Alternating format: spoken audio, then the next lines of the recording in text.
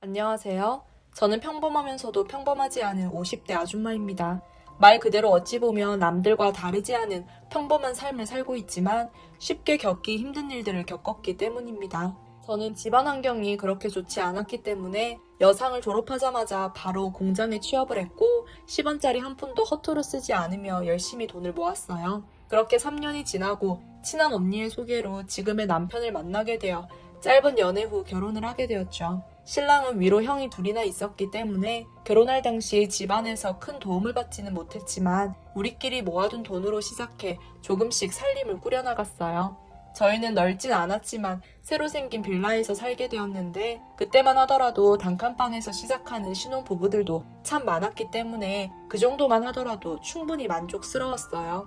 얼마 지나지 않아 임신을 하게 되었고 배가 눈에 띄게 불러올 때쯤엔 일을 그만두고 집에서 새로 태어날 아이를 위한 준비를 하고 있었는데 그때가 25이었던 것 같네요. 25에 애를 낳는다고 하면 빠르다고 하겠지만 그 당시에는 자연스러운 일이었죠. 다행히 아이는 건강하게 태어났고 아이를 낳아본 분들이라면 누구나 그렇듯 저 역시 처음 해보는 육아에 육체적으로도 정신적으로도 너무 힘들었지만 아이가 웃어줄 때면 모든 피로가 풀리는 듯 했어요.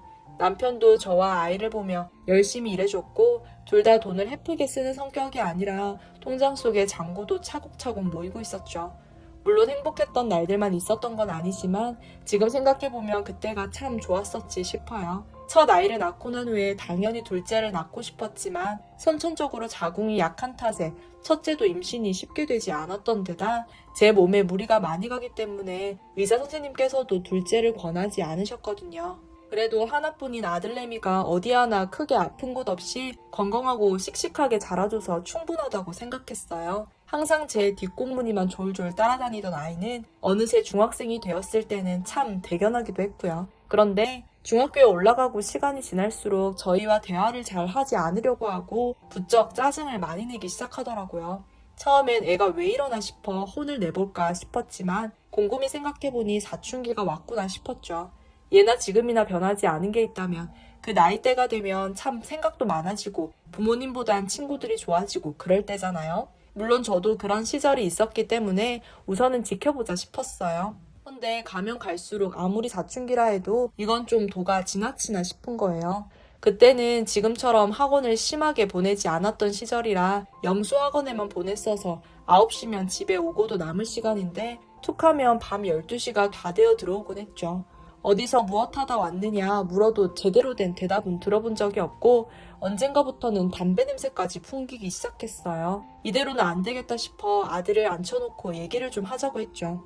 인상을 찌푸리고 앉아있는 아들을 보며 한숨이 절로 나왔지만 저는 속으로 화를 삭히며 아들에게 타이르듯 얘기를 했습니다. 그러자 아들은 콧방귀를 끼며 엄마가 뭘 아냐며 잔소리 좀 그만하라고는 방으로 들어가 버리더라고요. 신랑에게 말을 해볼까 했지만 사업을 시작해보겠다며 잠도 제대로 못 잘 만큼 바쁘게 움직이는 걸 제가 가장 잘 알고 있었기 때문에 최대한 제 선에서 해결을 해보자 싶었어요. 주변 지인부터 저희 친정에까지 전화를 걸어 어떻게 하는 게 좋을지 물었지만 그저 시간이 지나면 괜찮아질 거라는 대답밖에는 듣지 못했어요. 어쩌면 제 아들이 어느 정도인지 직접 겪어보지 않았으니 당연하다 싶으면서도 참 서운하기도 했었죠. 그제서야 제가 부모님에게 모진 말을 했을 때 얼마나 큰 상처였을지 새삼 깨닫기도 했고요. 그런 제 마음은 알리 없는 아들은 가면 갈수록 멀어지는 듯 싶었죠. 시간이 지나 아들은 고등학생이 되었고 남편의 사업은 조금씩이나마 자리를 잡아가고 있었기 때문에 그동안 집안에 제대로 신경을 쓰지 못해 미안하다며 오랜만에 외식이나 하자고 하더라고요. 오랜만에 세 식구가 다 같이 저녁을 먹는 자리라 남편과 저는 아들에게 이것저것 물어보며 대화를 시도했지만 아들은 식사 내내 저희 말을 듣는 둥 마는 둥 하더니 어디선가 걸려온 전화에 다 먹었으면 이제 그만 가자며 급하게 일어섰어요. 남편은 아들의 그런 태도가 마음에 들지 않아 다시 앉으라고 했지만 급한 일이 생겼다며 혼자서 먼저 가버렸어요. 저는 남편의 표정이 굳은 걸 보고는 앞으로는 같이 밥 먹을 일이 많을 테니 너무 신경 쓰지 말라고 눈치만 살폈죠. 집으로 돌아오자 신랑은 그동안 내가 너무 무신경했다며 당분간은 집에 일찍 올 테니 저녁도 항상 같이 먹고 같이 보내는 시간을 많이 보내자고 했지만 저는 그 말을 들으면서 아들이 집에 일찍 들어오지 않을 텐데 어쩌지? 하는 걱정이 앞섰어요. 아니나 다를까 신랑은 일찍 들어오기 시작했지만 아들은 여전히 자정이 다 된 늦은 밤에나 들어왔고, 신랑은 도대체 언제부터 이랬냐, 왜 진작에 나한테 말하지 않았냐며 저에게 묻더라고요. 그동안 저는 얼마나 힘들었는지 알고는 있느냐며 따지고 싶었지만 어쩌면 이렇게라도 신랑이 알게 되어 바로 잡아줄 수 있다면 다행이라고 생각했어요. 몇 주간 아들을 지켜보던 남편은 대화를 시도하고자 아들 방에 들어갔어요. 그런데 얼마 지나지 않아 큰 소리가 조금씩 오가더니 누군가 맞는 소리가 나길래 깜짝 놀래 방문을 열자 흥분한 듯한 신랑과 어이없다는 표정을 짓고 있는 아들을 번갈아 보다 얼른 남편을 데리고 방에서 나와 어찌된 일인지 물었어요. 남편이 말하기를 딱딱한 분위기에선 아들도 쉽게 마음을 열지 않을 것 같아 장난스럽게 얘기를 계속 걸어봤지만 돌아오는 건 무성의하고 짜증 섞인 대답뿐이었대요. 남편도 점점 화가 나서 엄마한테도 이런 식으로 대꾸했냐며 잔소리를 하자 그만 나가라며 소리를 질렀다는 거죠. 아들만 셋인 집안에서 막내로 자랐던 제 신랑은 그런 버릇없는 행동이 도저히 이해가 되지 않았고 몇 주간이나 참고 지켜보며 주의를 줬는데도 전혀 바뀔 기미가 보이지 않자 자신도 모르게 아들의 뺨을 때렸다고 했어요. 신랑의 마음이 이해가 가면서도 그동안 한 번도 손찌검을 하지 않았는데 아들이 상처를 받진 않았을까 걱정이 됐죠. 사실 한편으로는 이 기회로 아빠가 무서워서라도 말을 잘 듣게 되진 않을까 하는 기대도 있었네요.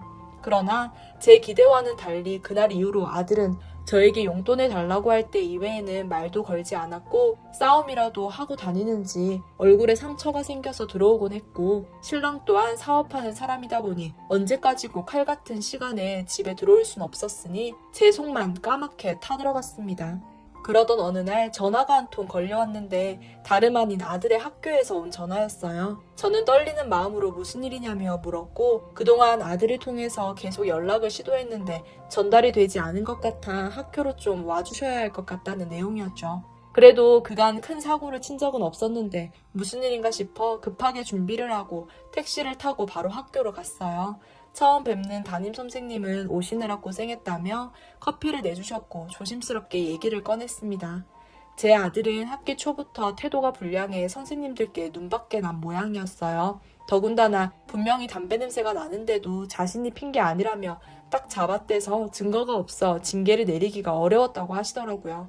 그런데 그것보다도 더 큰 문제가 있어 오늘 저를 부르게 됐는데 다름 아닌 학교 폭력 문제라고 했습니다. 처음에 그 말을 들었을 때는 혹시나 제 아들이 피해자일까 싶었지만 선생님의 반응을 보니 그건 아닌 듯 싶었어요. 저는 많이 심각한 수준이냐고 물었고 선생님은 조용히 고개를 끄덕이시며 노트북으로 사진들을 보여주셨는데 정말 입이 다물어지지 않았어요. 피해자로 보이는 학생은 한눈에 보기에도 심하게 얻어맞은 것 같아 보였거든요. 떨리는 목소리로 저희 아들이 혼자서 한 짓이냐고 묻자 그건 아니고 그 무리 중에 한 명이라고 하셨어요.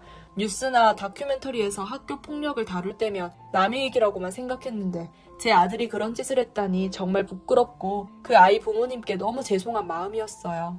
담임 선생님께서는 조만간 학폭위가 열릴 것이고 징계가 떨어질 테니 미리 알고 있으라고 하시며 가정에서도 지도를 잘 해주셔야 한다며 부탁하셨어요. 저는 몇 번이고 사과를 했지만 선생님은 씁쓸하게 웃으시며 사과를 받을 사람도 할 사람도 우리가 아니라고 하셨고 저는 그 말이 맞다며 아들을 따끔하게 혼내고 꼭 피해 학생에게 진심으로 사과를 시키겠다고 하고는 집으로 돌아왔어요. 이건 보통 문제가 아니었기에 남편에게 알리지 않을 수가 없었고 저는 전화를 걸어 중요한 얘기가 있으니 일찍 들어올 수 있냐고 했더니 알겠다고 하더라고요. 남편이 돌아오자 저는 오늘 있었던 일을 얘기해주자 심각한 표정을 지으며 이번엔 자신을 말리지 말라며 때로는 매가 약일 때가 있는데 바로 지금이 그때라고 했습니다. 그래도 때리는 것만은 안 된다고 남편을 말리고 싶었지만 저 혼자서는 도저히 제 아들을 바로잡을 방법이 생각나지 않았고 한편으로는 이렇게 해서라도 정신을 차리게 되면 좋겠다는 마음도 있었어요. 그날따라 아들은 자정이 넘어서야 집에 들어왔고 거실에 앉아있는 저희를 보고는 인사를 하는 둥 마는 둥 하며 방으로 들어가려고 하기에 남편은 이리 와 앉으라고 했어요. 아들은 가방을 방 안으로 던지고는 저희 앞에 앉더니 저희는 쳐다보지도 않고 핸드폰만 만지작대고 있었죠. 남편이 조용한 목소리로 너 혹시 친구를 괴롭히거나 때린 적이 있느냐 물었더니 그제서야 저희를 쳐다봤어요. 아들은 저와 신랑을 번갈아 보며 눈치를 살피더니 무슨 소리를 하는 거냐, 그런 적 없다며 잡아댔고, 남편은 화가 나서 내 엄마가 오늘 학교에 갔다 왔는데 계속 거짓말을 할 거냐고 소리를 쳤어요. 신랑이 화를 내자 조금 놀란 듯한 아들은 저를 흘겨보고는 엄마가 잘못한 거라며 친구와 장난을 친 것뿐이라고 하더군요. 제가 분명히 그 피해 학생의 사진을 두 눈으로 똑똑히 봤는데 말이죠. 저는 정말이지 반성의 기미라곤 조금도 보이지 않는 아들을 보고는 충격을 받아 남편에게 당신이 알아서 알아듣게 얘기하라고 하고는 방으로 들어와 버렸어요. 거실에서는 큰 소리가 들려왔지만 모른 척 할 수밖에 없었습니다. 얼마 후 남편이 방으로 들어왔고 걱정이 된 제가 어떻게 됐느냐 묻자 아무 걱정 말고 어서 자라고 하기에 저는 아들의 방문을 열어볼 용기가 없어 그저 아침만을 뜬 눈으로 기다렸어요. 아침이 되자 평소보다 일찍 나온 아들의 얼굴은 군데군데 멍이 들고 부어 있었고 저는 깜짝 놀라 얼굴을 잡고 어제 아빠한테 맞은 거냐 묻다가 실핏줄이 터진 눈과 마주치자 말문이 막혀버렸죠. 아들은 아무 대답하지 않고 집을 나섰고 이렇게나 심하게 때릴 줄 몰랐던 저는 어제 왜 남편을 말리지 않았을까 후회를 했어요. 그리고는 남편에게 전화를 해 도대체 애를 얼마나 팬 거냐고 따졌죠. 남편을 혼날 때 제대로 혼나봐야 무서운 걸 알아서 다시는 안 그런다며 사내 자식이라 금방 낳으니 너무 걱정하지 말라고 끊어버렸어요. 틀린 말은 아니었지만 그렇다고 걱정이 안 되는 것도 아니었죠.